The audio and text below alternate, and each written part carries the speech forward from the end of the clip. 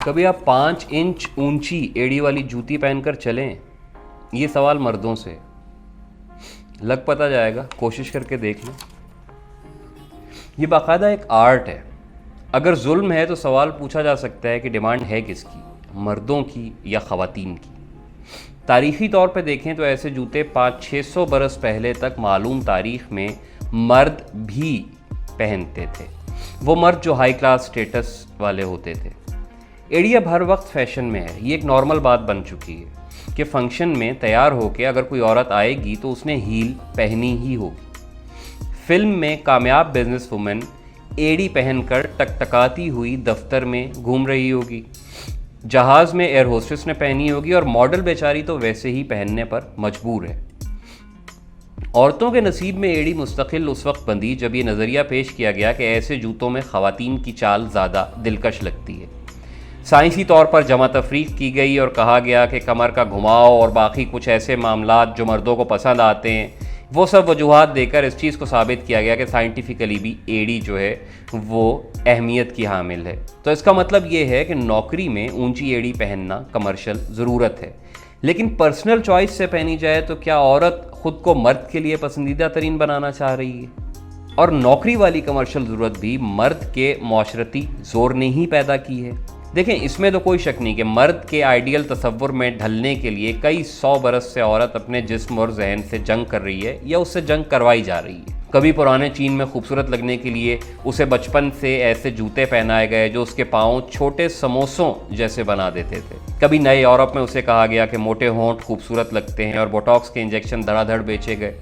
कभी गोरा रंग बेचा गया, कभी दिलकश आंखों के लिए हज़ारों का मेकअप फ़रोख्त हुआ और मुकाबले में आज तक मर्द खुद में क्या कॉस्मेटिक तब्दीली लाए?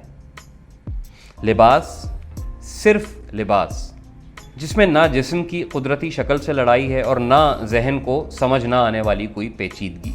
एक मामला और भी है, खुद औरत क्या चाहती है।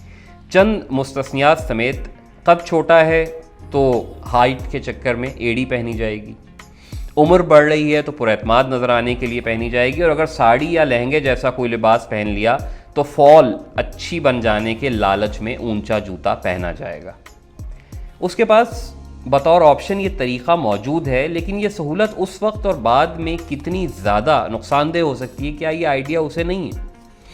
ये एक नॉर्मल बात क्यों नहीं हो सकती कि फंक्शन में तैयार होकर अगर कोई औरत आए तो उसने जॉगर्स पहने हो या कोई इंतहाई आरामदेह मुकम्मल ग्रिप वाला जूता हो जो उसे थकाए ना, जो उसकी टांगों को अकड़ाए ना, जो कमर का बेड़ा गर्क ना करे, जो स्ट्रक्चर की हड्डियों को तबाह ना करे। ऐसा क्यों नहीं हो सकता? साड़ी के नीचे जॉगर्स क्यों नहीं पहने जा सकते?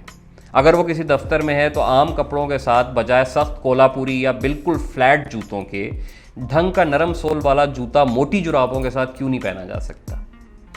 और अगर वो जहाज़ पर कैबिन क्रू है तो वो मर्दों जैसे बूट क्यों नहीं पहन सकती? ये सब सोचने की वजह 3 थी। पहली ये कि मेरा भाई फ्लाइट स्टीवर्ड की नौकरी करता था, और दूसरी ये कि छोटे कद का एहसास कमतरी मुझे शुरू से है, और तीसरी ये कि यूक्रेन की एक एयर होस्टेस ने अपनी कंपनी के सामने हील वाले जूते ना पहनने का मामला उठाया। एयरलाइन कंपनी वालों ने यूँ किया कि अमले से पूछा ख़वातीन से कि आप बताइए आपको क्या लिबास फिजिबल है, तो वो पता लगा कि सभी ख़वातीन जो थीं वो अपने स्कर्ट की फिटिंग और अपने ऊंची हील वाले जूतों से तंग थीं, उन्हें एक्स्ट्राऑर्डिनरी थकन होती थी। अब इन 3 चीज़ों को जोड़ कर देखते हैं। जब मैं बड़ा हुआ तो दोस्त यार जो थे वो सारे मुझसे लंबे थे, एक आधा ही बराबर होगा। अपने 5 फुट 7 इंच कद को मज़ीद बढ़ाने के लिए मैं लॉन्ग बूट्स पहना करता था। 1.5-2 इंच की एड़ी बाहर होती थी और 1-1.5 इंच का नरम पतावा अंदर। कुल मिला के हाइट में कम से कम 3 इंच का फ़र्क उससे पड़ जाया करता था। वो जूते कैंट में एक दुकानदार बनाते थे और बड़ी मामूली रकम के एवज़ वो टखनों से काफ़ी ऊपर तक आते थे और जिप से दोनों साइडें पैर को मुकम्मल तौर पर जकड़ लेती थी। आरामदेह थे, चलते भी बहुत थे, लेकिन 1.5-2 साल बाद कुछ मसले शुरू हो गए। कमर से लेकर मुकम्मल टांगों का दर्द और घुटने से नीचे जिल्द की एलर्जी।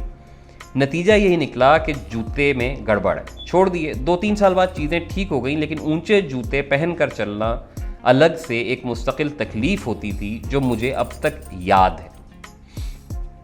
छोटे भाई का ये था कि जब भी वो किसी लंबी फ़्लाइट से आता शदीद थका हुआ होता, फिर उसकी एड़ी में मुस्तकिल दर्द रहने लग गया। हालांकि मर्द स्टाफ के जूते नॉर्मल विंग टिप जूते होते हैं, लेकिन उसके पैर उनमें भी सूज जाते थे। जवान ने ढूंढ ढांड के इंतहाई महंगे नरम सोल वाले स्याह जूते खरीदे, तब जाके थोड़ा आराम आया। लेकिन वो औरत क्या करे जिसकी नौकरी बल्कि ज़िंदगी का हिस्सा हाई हील को बना दिया गया है। वो जिस कंपनी की मैंने बात बताई उसने तो ख़वातीन मुलाजमों की मजबूरी समझ ली।